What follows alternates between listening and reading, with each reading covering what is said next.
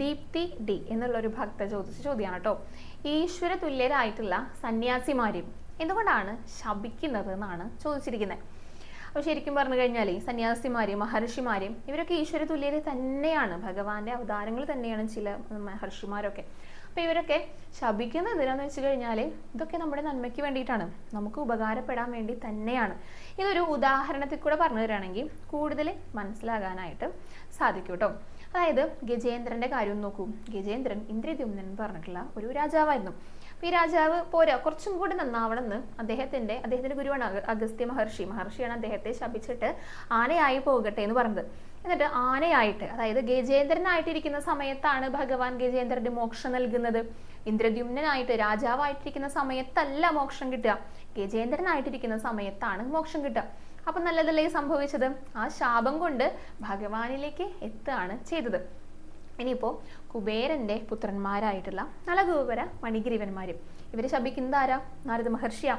എന്തിനു വേണ്ടിയിട്ടായിരുന്നു? അവരുടെ സ്വഭാവം അത്ര ശരിയായിരുന്നില്ല, അവരെ നന്നാക്കാൻ വേണ്ടിയിട്ടാണ്. വൃക്ഷങ്ങളായി പോകട്ടെ എന്ന് പറഞ്ഞിട്ടാണ് ശപിച്ചത്. അതും എവിടെയുള്ള വൃക്ഷങ്ങളാ? വെറുതെ കാട്ടിൽ നിൽക്കുന്ന വൃക്ഷങ്ങളല്ല, ഭഗവാന്റെ ഗൃഹത്തിന് മുന്നിൽ നിൽക്കുന്ന വൃക്ഷങ്ങളായി പോകട്ടെ എന്ന് പറഞ്ഞിട്ട്. ഈ വൃക്ഷങ്ങളുടെ പ്രത്യേകത എന്താ? ഇവർക്ക് ഇളകാനായിട്ട് പറ്റില്ല, അവർക്ക് എവിടേക്കും നീങ്ങി പോകാനായിട്ട് പറ്റില്ല. അതുകൊണ്ട് തന്നെ ഭഗവാന്റെ എല്ലാ ബാലലീലകളും നിന്ന് കാണാനായിട്ട് അവർക്ക് സാധിച്ചു. ഇത്രയേറെ അനുഗ്രഹം വേറെ ആർക്കെങ്കിലും ലഭിക്കുമോ? അങ്ങനെ ഭഗവാന്റെ സ്പർശം കൊണ്ട് ഭഗവാൻ തട്ടിമറിച്ചിട്ടിട്ട് അവർക്ക് മോക്ഷം നൽകുകയാണ് ചെയ്തത്. അപ്പൊ അവരുടെ സ്വഭാവം നന്നാക്കിയിട്ട് അവർക്ക് മോക്ഷം ലഭിച്ചു. അതാണ് ആ ശാപത്തിലൂടെ ഉണ്ടായത്. ഇനിയിപ്പോ മറ്റൊരു ശാപത്തെ കുറിച്ച് കേൾക്കാം. അതായത് സനകാദികള് ശപിച്ചു. ആരെ? ജയവിജയന്മാരെ ശപിച്ചു.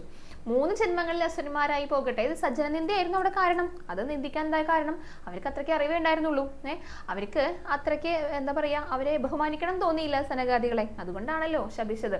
3 ജന്മങ്ങള് അസുരന്മാരായി പോകട്ടെ എന്ന് പറഞ്ഞപ്പോൾ ഈ അടുത്താണ് നമ്മൾ ആ കഥയൊക്കെ പറഞ്ഞിട്ടുണ്ടായിരുന്നത്. അപ്പൊ അതുകൊണ്ട് എന്തായിരുന്നു ഫലം? 4 അവതാരങ്ങൾ നമുക്ക് ലഭിച്ചു ഭഗവാന്റെ. അതും കൂടെ നല്ല കാര്യമല്ലേ? എന്നിട്ട് അവസാനം ഭഗവാനിലേക്ക് എത്തി. അപ്പൊ ഈ ശാപങ്ങളിൽ നിന്നൊക്കെ നമുക്ക് മനസ്സിലാകുന്ന കാര്യം എന്താ? ഇതിന്റെ ഒക്കെ അവസാനം ഈശ്വര സാക്ഷാത്കാരാണ് ഉണ്ടാകുന്നത്. ഈ ശാപം ഉപകാരപ്പെടുന്നതായിട്ട് കാണാം. ഇതിനെ നമ്മുടെ അടുത്തും പറയുന്നത് അതുകൊണ്ടാണ് മഹർഷിമാരും അവരെ ഈശ്വര തുല്യരായിരുന്നിട്ട് കൂടി ശപിക്കുന്നത്. ആ ശാപം കിട്ടുന്നവരെ നന്നാക്കാൻ വേണ്ടിയിട്ടാണ്. അപ്പൊ അതാണ് നമ്മൾ മനസ്സിലാക്കേണ്ടത് കേട്ടോ.